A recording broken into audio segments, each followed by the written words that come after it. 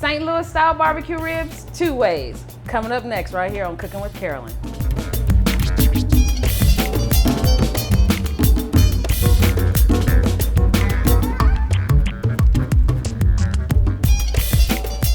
So what we're gonna do today is barbecue ribs, St. Louis style, and there's a difference, and I'm gonna show you in a minute, 2 ways. I've gotten some requests for barbecue ribs to be done in the oven because we have, some viewers that live in condos and they can't have a barbecue pit. And then for those of you who actually have a pit, we're gonna go downstairs and get on that grill. So I'm gonna start with a wet rub. And of course, this is where Grand Diamond is gonna step in and be the base. But it is also, it's gonna show out for you a little bit today. So I'm gonna put a few tablespoons in a bowl. I'm gonna do this first, so once I get my hands dirty, it's all over. So I have some Grand Diamond seasoning, all-purpose seasoning in a bowl. To that, I'm going to add a little bit of dry mustard, okay, which is really good. Some liquid smoke. Now liquid smoke, and they come in a couple of different flavors, well, a few different flavors, but we're using hickory today. It's really strong and a little bit goes a long way. So don't worry about it. You'll see the recipe and it'll tell you how much to use. And you'll get to pick which flavor you like the best. And the reason why we're using it also is because if you're gonna be doing your ribs in the oven, you're not gonna get that charcoal flavor because you're not over, and you're not in a pit, in a barbecue pit. So we're gonna add that flavor so you get that taste. You don't miss that barbecuing in the oven. And to this, I'm also gonna add a little bit of apple cider vinegar, a little bit more. And that's acid, and that's gonna help the meat break down a little bit so you get that nice tender flavor. And then some brown sugar, and that's light brown sugar. And I'm using that because the dark brown sugar has more molasses and I don't want my ribs to burn so quickly. And it's a slow process when we're cooking. So, let it go low and slow. And a little bit of salt. Mix that up. Now, believe it or not, the recipe for this rub is enough for 2 of the St. Louis style ribs. Now let's talk about those for a minute. I'm gonna put on my gloves. All right. You guys see me wear gloves when I handle spices because I wear contacts, so I always feel it later when I pass this step. If I don't do this, it's like, oh yeah, I handled peppers today.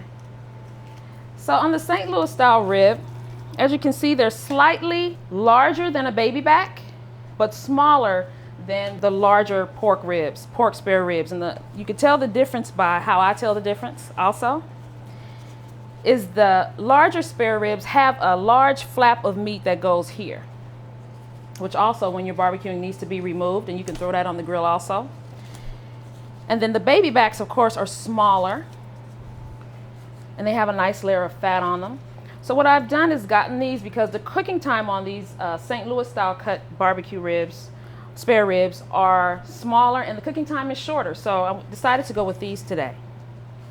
Now, what I've done with this one, just to show you, I've removed the membrane that runs here along the ribs. Now, I've done this one already, nice and clean, and I've patted it dry with a paper towel. Now I'm gonna show you how to do one. I left the membrane on. Now here's one that has the membrane on it. This is what it looks like.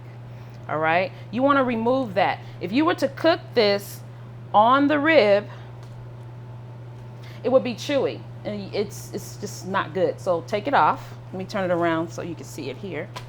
I took a knife and I started it here, just enough where I can get my finger under there.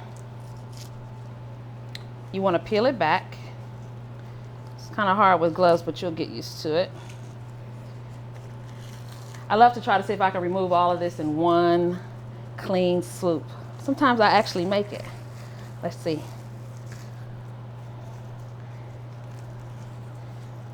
Yes. I made it. Okay. Then what you want to do is just go back and make sure you got it all. Okay. Get my knife here, really sharp knife. Go back and get any of that membrane and remove it. And see how it exposes the meat? Now you've got nothing but great contact with the meat right here for that seasoning, that wet rub to go right into.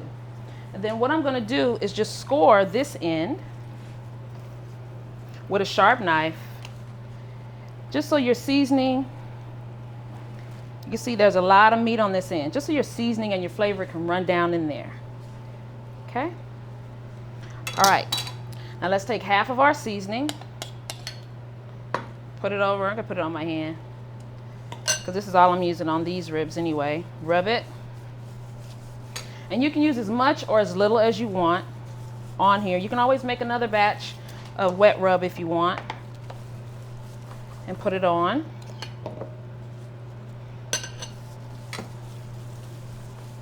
Just massage it in there.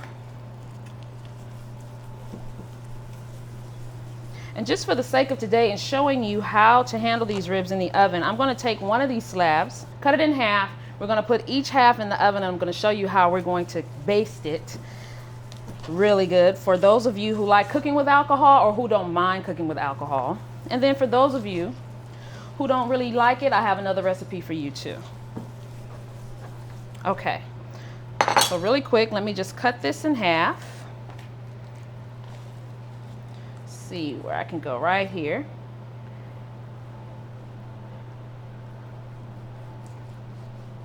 All right, nice. We're going to take the 2 halves of the spare ribs that I have already in the oven cooking, show you what it looks like.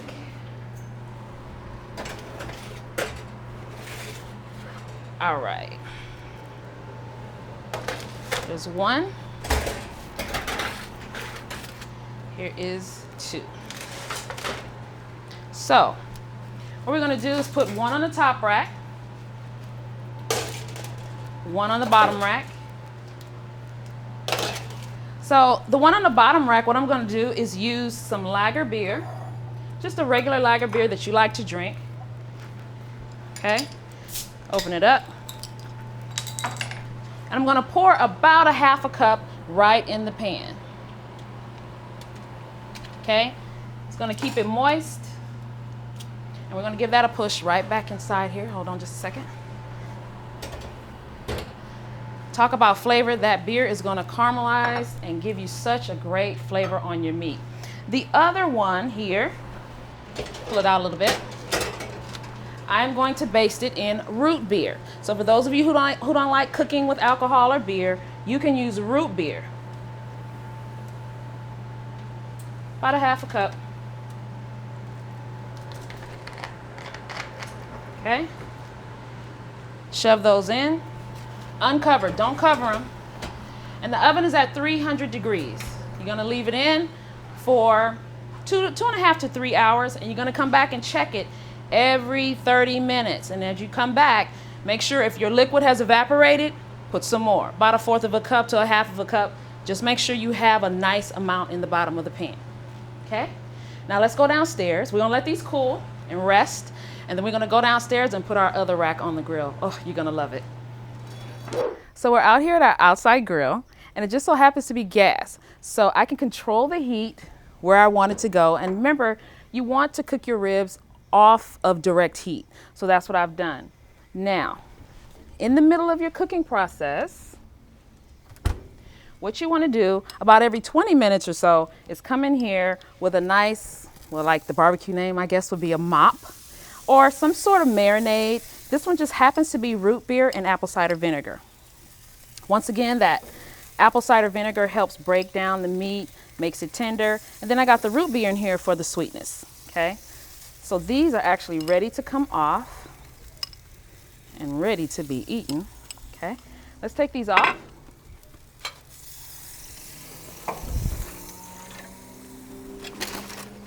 And it's at this point also, remember, you also want to put your barbecue sauce on last few minutes of cooking. Never too early, because all it's going to do is burn. All right, let's take these off.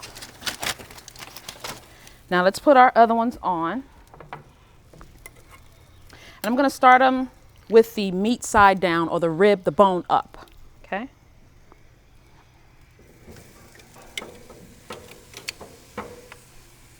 That's off of my heat back there. I know how the heat is back there, so just gonna leave it down there. I'll be back in 20 minutes to check on it. All right, let's go back upstairs and give these ribs a cut. Let's talk about our ribs that we did in the oven.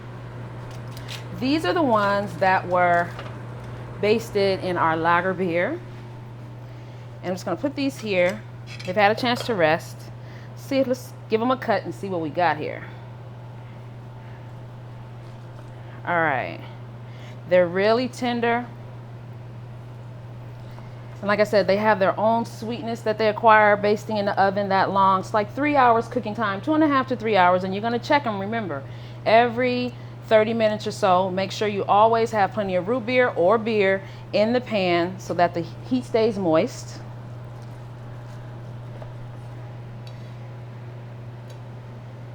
Check that out. The meat just kind of comes away from the bone there. Easy, no problem.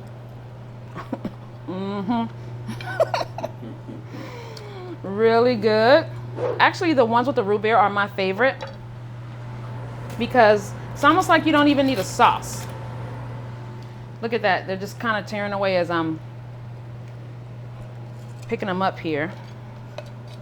And they're dark because of the beer, the root beer. It's just the sugar in the root beer.